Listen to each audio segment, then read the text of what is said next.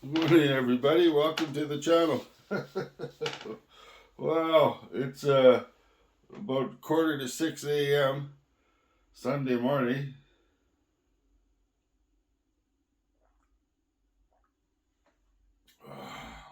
That first sip of coffee. Neighbors are just loving me. Keisha was already outside barking at 5:30. So, anyways, here we go.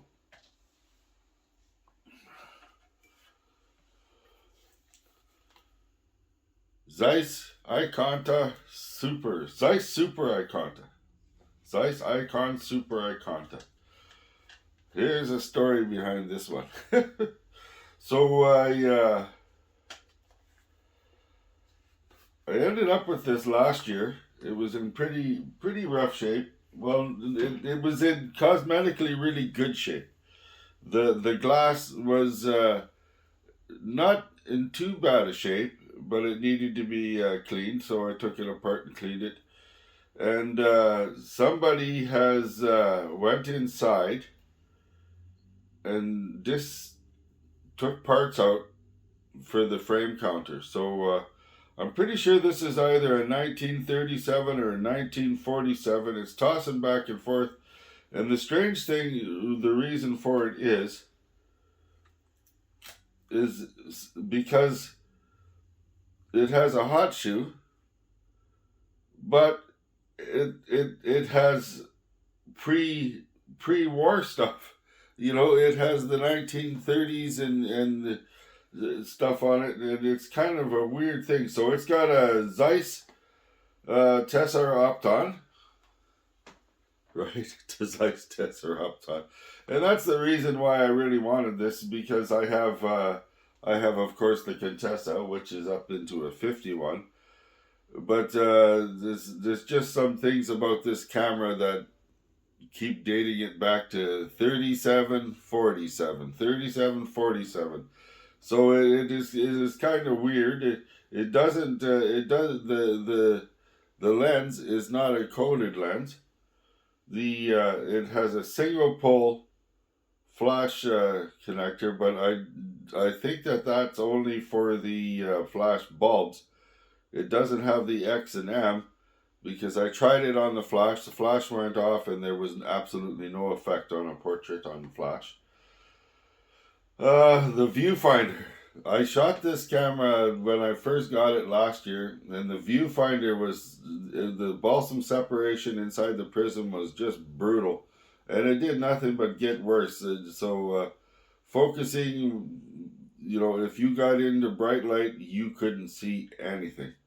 So I decided, you know what, I wanted to shoot this camera because I love the Opton lenses. And so what I did is I split the prism and cleaned it all out in between. So what that does is, once you split that prism and clean it out, you lose the green, the light green tinge or coating they put on there, or whatever it is they use for coating, brass. It looked like brass, actually. But it also came very clear. So holding both sides of the prism together, I looked through it, and I could still see the focusing circle and everything. But when I epoxied it back together hastily, very first one I've ever done, I got it just a little bit out of the alignment, so I lost the focus circle. So, but that doesn't matter to me. I know that this camera, the zone focus, is dialed in amazingly. So I put it back together, happier, happy, joy that I could see through my camera. I've been dying to shoot, and out I went with Pan F Plus, Ilford Pan F Plus. It was a very dramatic, cloudy day. The clouds were super dramatic. So out I went, and I threw the Pan F, and I put a few. I rolled up the paper and did the counting for the winding knob. Plus 1, 2 for frames, because what they did when they put this lockout on, it actually made it so you only get 12 6x6 or 11 6x6 shots instead of 12. So this window here is actually for the 6x9. So when you line up the number 1 on this and you go to number 2, you're only gonna get 8 shots. So I had to put a dummy roll in there and count how many turns. And of course, as you go through the on the take-up spool, it gets thicker and thicker, so your film moves faster and further. So and then I forgot whether I shot one frame or not, and it was on the portrait I took. So of course I blew a frame, and whatever. But I ended up getting I think eight photos or 9 photos out of it. But wow, just amazing. I had the factory Zeiss, it's either a Zeiss or a Voigtlander, the factory German slip-on yellow filter, because I wanted to see those clouds be, we all know that you got to throw some filters on these when you want to start seeing clouds jump out at you, more dramatic. So out I went, Ilford Pan F Plus, Zeiss 3216, Super Ikonta, Zeiss Ikonta, Super Ikonta, Zeiss Ikon, Super Ikonta, blah blah blah, pretty early in the morning. Zeiss Ikon, Super Ikonta, 53216. As you can see, once cleaned up, this camera is in immaculate shape. So I'm probably gonna find a parts camera somewhere and get that the counter mechanism, so you don't have to worry about it. I don't mind only getting 11 shots. So it's got a tripod mount. This camera is a very special camera to me. I'm a super fan of the Tessar Optons. It's just there's no doubt about it. I feel that they give a 3D rendering. He did such an amazing job on these Optons, as you've seen on the Contessa, and there will be more Optons. There's an Opton coming, but that's all. I'm not gonna fill you guys fully in. There's a very special camera system on the way. So anyhow, and of course you remember when we shot the 105, the Nikon's non pre-AI 105. It's over there because I was out shooting it yesterday. It was a sonar. So that was a bit of an Opton thing as well. So there's definitely history between Nikon and Zeiss. There's no doubt about it. And that's it. Beautiful, beautiful. It has weight. Yeah, it has some weight, but it still folds down. It still folds down into a nice, nice package. You can still put it in your pocket.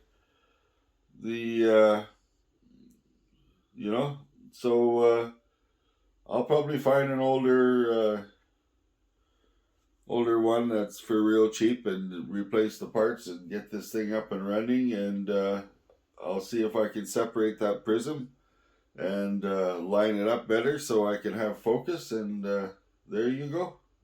Beautiful, beautiful. So I'm actually very happy.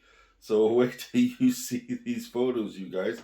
There's some of them. There is some dodge and burning because I believe. But I tell you when I'm dodging and burning, I believe, in the Ansel Adams system of dodge and burning, right? So if Lightroom, I digitize on the D810 with the 105 2.8 micro. So I believe in dodging and burning, and that's what Lightroom is. Instead of darkroom, it's Lightroom. You're dodging and burning, but nothing too dramatic. A little bit of linear gradients and stuff like that. I don't go right out of town on it. But this lens, if you've seen me when I shot it last year of an aluminum airplane, yeah, that was down at one of the local airports here, you'll see that the renders, the Optons seem to render a 3D value with their micro contrast or something. There's something he did with these lenses that is amazing. And I have an older. This is definitely a 1934 6x9 Super Ikonta, but we have some problems with this one. The I do believe that this one is missing half its bellows. So I've been in contact with a company in China that is making me a bellows for it, a synthetic bellows. So that's coming sooner or later. Look at this. Look at this. I don't know. Anyways, I'm enjoying my morning. I hope you like the photos. Like, subscribe, click the bell. These Optons are a very special thing for me. This is one of my favorite lenses. Is the Zeiss Tessar Opton. I don't, you know, and another favorite that I have, if you guys realized when I did the secret lens thing, are the old pre-AI Nippon Kogaku lenses that went with the Nikon F. I've pretty much got all of them. There's only a few left here and there. You know, within reason. I'm not going to go out and buy the 600s and the 800s. So to me, those families, those lenses are connected. I could tell through some of their names, some of their designs, and the way they render. So here we go. Very early Zeiss Ikon Super Ikonta 6x6, Zeiss Tessar Opton lens, 80mm 2.8 fast lens, and here's the results. See you guys later. Good morning. Coffee.